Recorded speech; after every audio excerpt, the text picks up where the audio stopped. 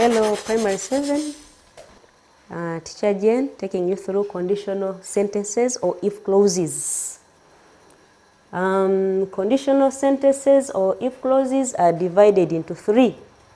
To start with, we are going to look at if clause 1. With if clause 1, always state that if a certain condition is fulfilled, something will happen. So if clause 1 is used to express something that is likely to happen when a certain condition is fulfilled. Now when we are dealing with the if 1 clause, we shall put into consideration the following. Number 1, the if statement has 2 parts. We have the part that we call the if clause and then the main clause.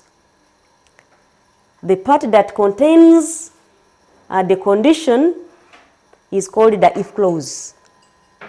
And the part that includes the result is called the main clause. For example, if I invite him, he will visit us. If I invite him, he will visit us. Now, if I invite him is the if clause. He will visit us is the main clause. Example 2, the teacher will be happy if we write the work.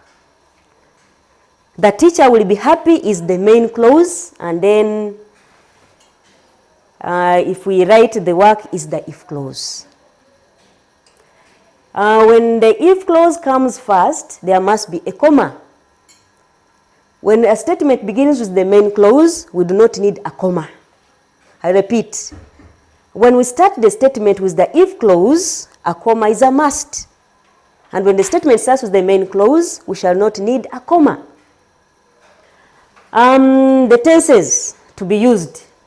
When we are dealing with the if 1 clause, you will see that the if clause only takes the present simple tense. Or we use the present tenses in the if clause. Look at the statement like if I invite him. That is present simple.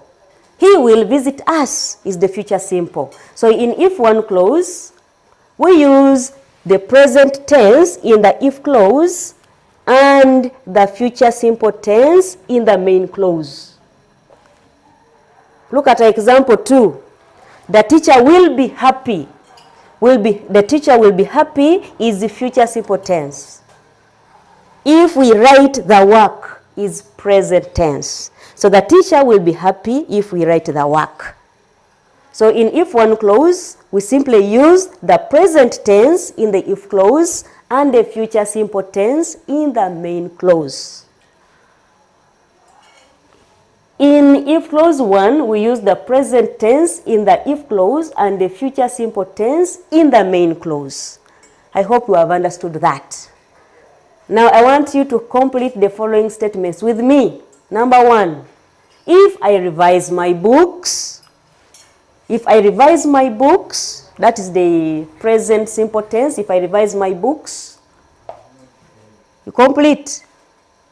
One could say, if I revise my books, I shall pass well.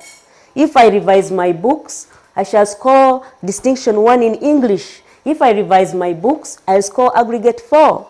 Look at number 2. Jo 1 will pass her exams if, complete with me. Jo 1 will pass her examinations or exams if. Number 3. Paul will be safe from the disease if, complete with me. Can say Paul will be safe from the disease if he keeps indoors. If the motorist drives carefully, complete. Here you can see that when the statement starts with the if clause, a comma is a must. There must be a comma if the if clause comes at the beginning. And we do not need any comma if we begin with the main clause. Complete number 4 with me. If the motorist drives carefully, you could say he won't cause any accidents.